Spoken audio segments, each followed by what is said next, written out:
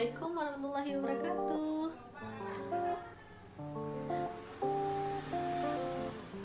Selamat pagi semua. Apa kabarnya hari ini? Baik, alhamdulillah. Baiklah, kita berjumpa lagi di pertemuan hari ini. Tapi sebelum belajar, alangkah baiknya kita berdoa menurut agama dan kepercayaan masing-masing. Berdoa mulai.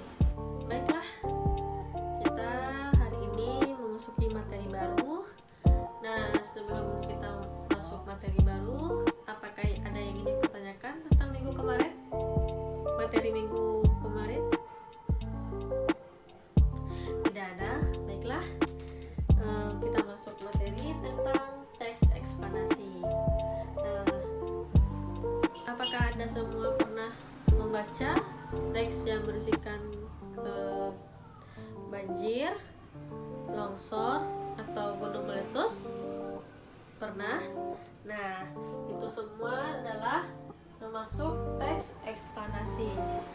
Jadi teks ekspansi itu teks yang berisikan tentang kejadian-kejadian atau peristiwa yang terjadi tentang fenomena alam atau fenomena sosial. Nah, baiklah kita masuk ciri-ciri. Ciri-ciri yang pertama yaitu berisikan fakta, bukan fiksi atau khayalan. Jadi teks ekspansi itu memang berisikan sebuah fakta-fakta yang ada. Yang kedua yaitu bersifat keilmuan. Jadi dalam teks ekspansi itu ada sebuah istilah-istilah yang bersifat ilmiah dan keilmuan. Yang ketiga berisikan informasi fenomena yang terjadi. Jadi dia menjelaskan proses kejadiannya, proses terjadinya sebuah kejadian. Baiklah, kita masuk yang kedua, struktur teks ekspansi. Yang pertama itu pernyataan umum. Pernyataan umum berisikan pengenalan fenomena. Contohnya,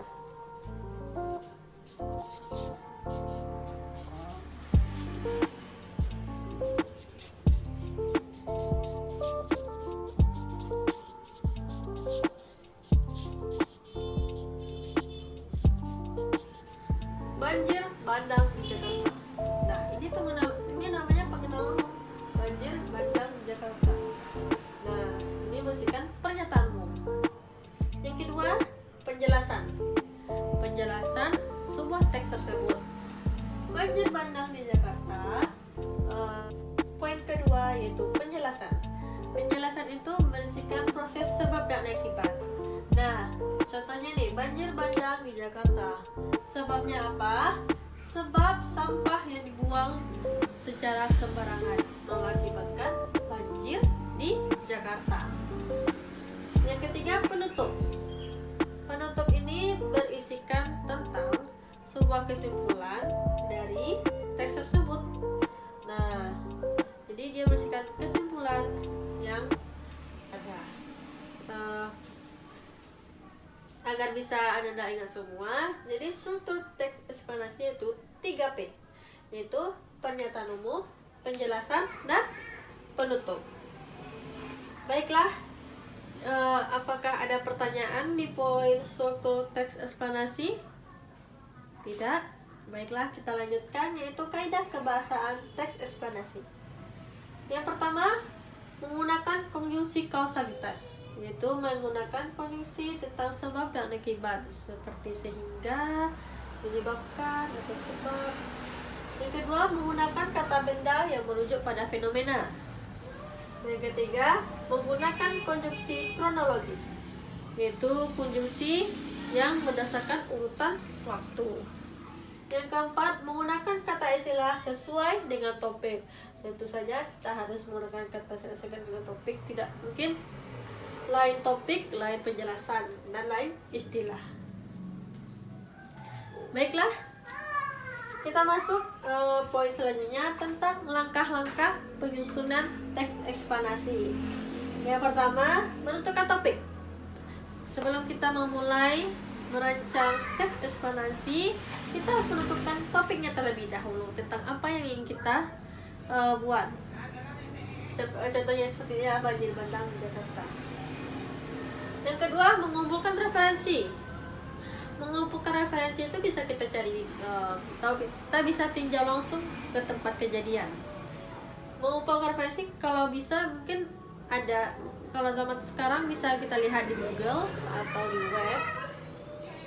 Yang ketiga yaitu menyusun kerangka teks agar terbentuknya sebuah teks yang bagus dan terancang.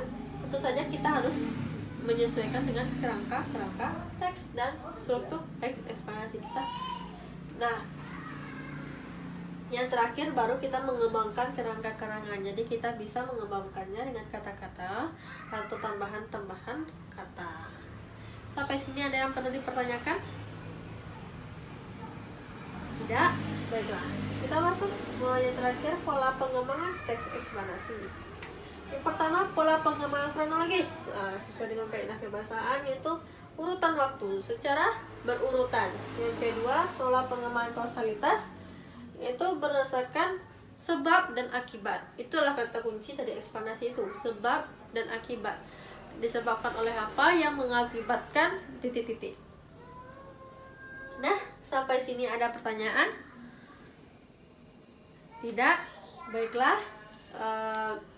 Tugasnya hari ini kalian membuat kelompok untuk membuat teks eksplanasi. Kelompoknya berdasarkan absen ya, satu kelompok itu 5 orang. Baiklah, kita akhiri pertemuan hari ini. Saya ucapkan assalamualaikum warahmatullahi wabarakatuh.